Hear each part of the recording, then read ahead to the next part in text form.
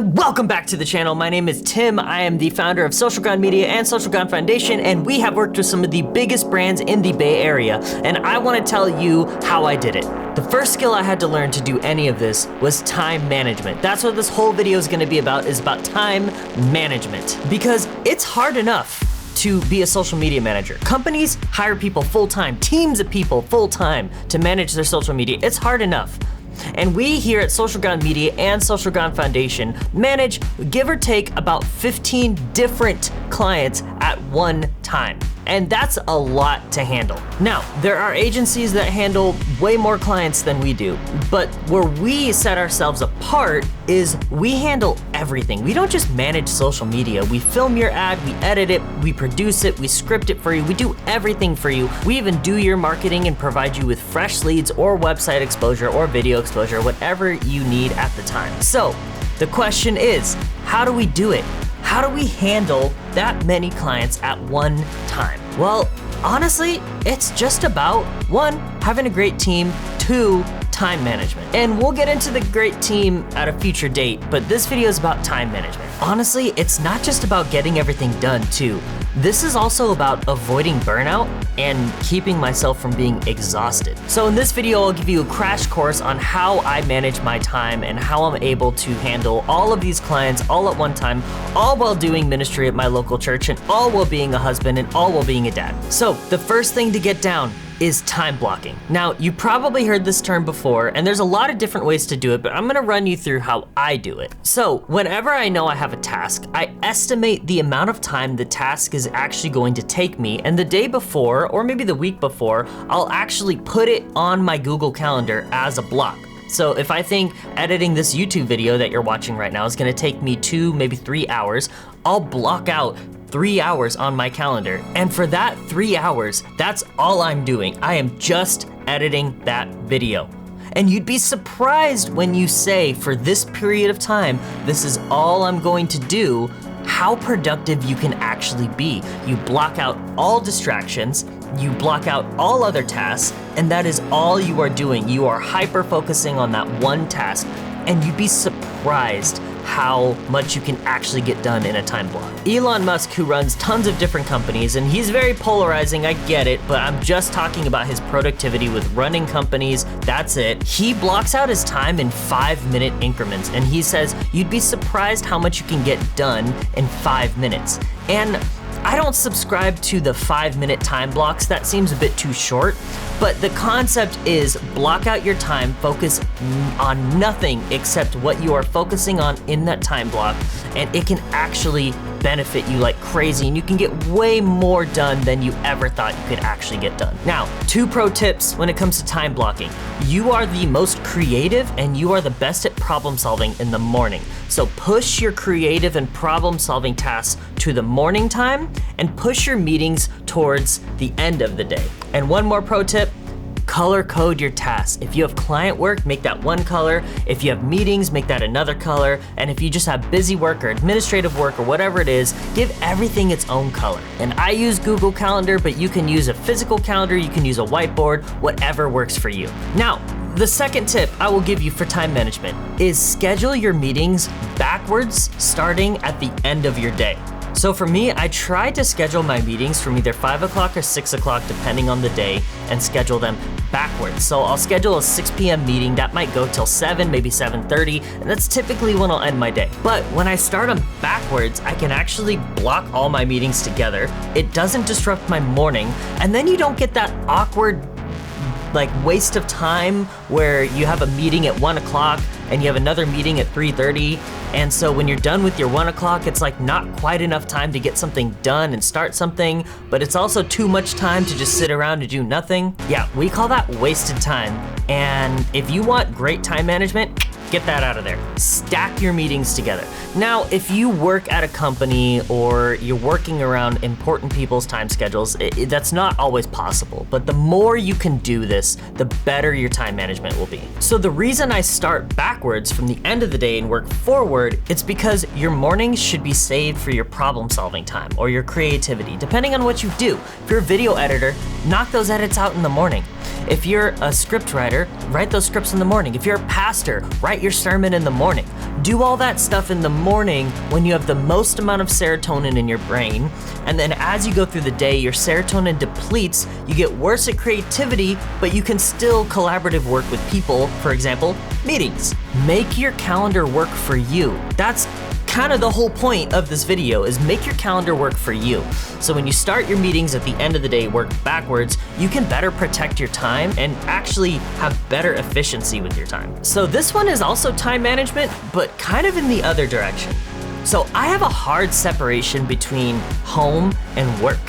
At Social Gone Media, Social Gone Foundation, we have this beautiful office space here in Milpitas, and we pay a lot of money for our office space, but it's for a reason. One, I don't think you can be the best in your industry if you do remote work. I just don't. That's my hot take. I don't think remote work is all that effective. But also, when I go home, I don't really have a home office. My wife has a home office. I have a home gaming station. And whenever I work from home, because sometimes I do that in the mornings, I just sit at my kitchen table. I don't particularly want a home office space because I like knowing that when I go home, I'm not working. In the COVID era, we saw the line between work and home blur quite a bit, but I still think it's so important to have a proper work and home life balance, or maybe not use the word balance because that, implies that it's fragile, but work and home life lines, boundaries. Because when you go home, you want to shut your brain off and you don't want to work. For the workaholics out there who are like me, I know that's very hard to do.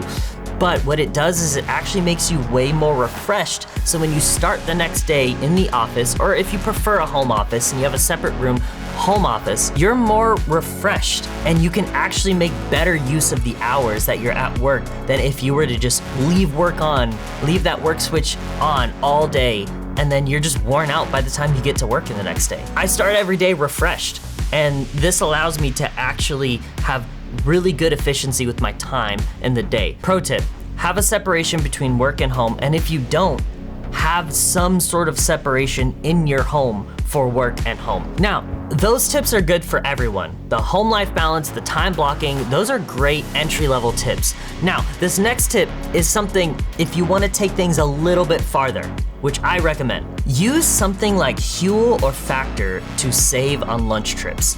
Now, your average employee, they take about an hour for lunch, and business owners and entrepreneurs, we see that as an hour wasted. Now, there are things like lunch meetings that are also productive while eating lunch, and those are great. I love lunch meetings. I love being able to knock out a meeting while eating lunch, but on the days when I don't have meetings, I always eat a meal from Huel.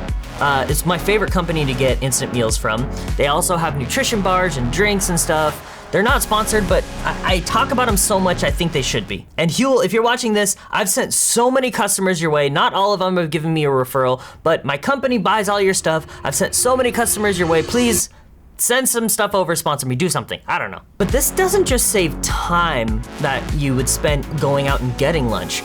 Us business owners know this thing called decision fatigue.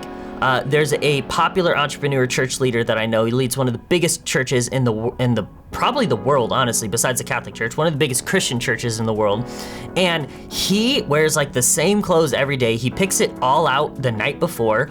And he's kind of crazy. He'll even like set his bowl and his cereal out ready to go in the morning. So that way in the morning he makes no decisions. He saves all of his decisions for when he gets to the office, and those are the critical ones. So what this also does is it takes away your decision fatigue. Honestly, we have multiple flavors of Huel, and that's a decision I have to make, and I kind of just want to switch to one flavor and only get one flavor. But it saves on time. You're not going out and getting lunch. You're not wasting time trying to figure out what to eat for lunch, and then you're not adding to your decision fatigue by trying to figure out what you want to eat. And making decisions as a business owner is one of the most important things you can do. We're basically, as business owners, we're glorified decision makers. At the early stages, yes, we're doing all the work, and that's where all these tips become even more important. But as you progress farther along, you become the decision maker. Making decisions is the most important thing you can do.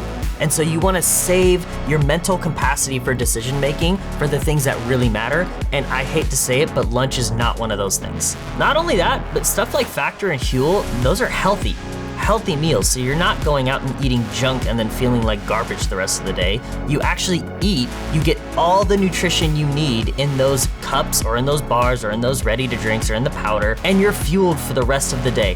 When I switched to eating Huel, I kid you not, all my brain fog went away. Just by giving my body the nutrients that it needs. Who knew that taking care of my body would make my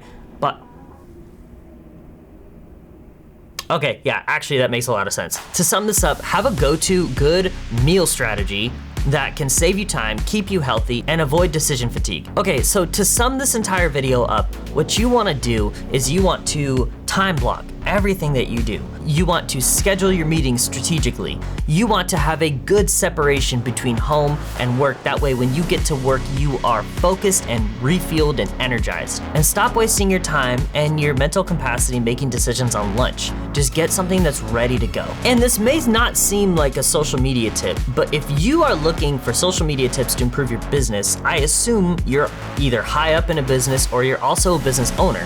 And that means these tips will also apply to you. Decision fatigue is a real thing. Needing good time management is a real key to success. And for all you business leaders that are watching, if you have good time management tips, I wanna know. I wanna know what they are because I'm always looking to improve.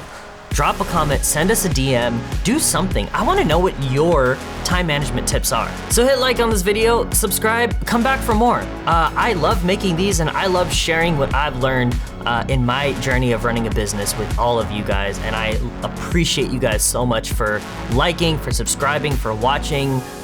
We don't make any money off these videos, but I just have fun making them. And when someone comes to me and says, hey, I watched your video and I took notes, that is the biggest compliment I can get. And that is the way that I keep going and I keep making these. And hopefully they can help somebody. So subscribe for more. We'll see you in the next one.